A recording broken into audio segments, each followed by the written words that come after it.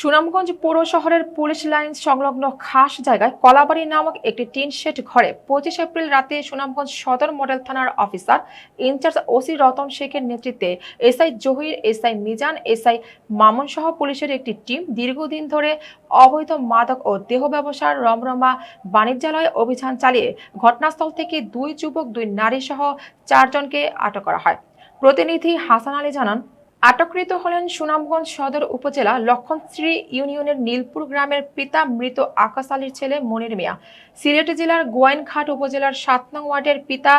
শিখদর আলীর ছেলে আলী আহমদ, কিশোরগঞ্জ জেলার কৈঠাদির উপজেলার পাইশপা ইউনিয়নের ফজলুর রহমানের মেয়ে রাবেয়া, সুনামগঞ্জ সদর উপজেলার লক্ষণশ্রী ইউনিয়নের নূরপুর গ্রামের আমিনুরের মেয়ে লুৎফা কে আটক করে আজ 26/4/2026 রোজ রবিবার সকাল 11টা 30 থানা থেকে কোর্টে চালান করেন সদর থানার ভারপ্রাপ্ত কর্মকর্তা ওসি মোহাম্মদ রতন শেখ।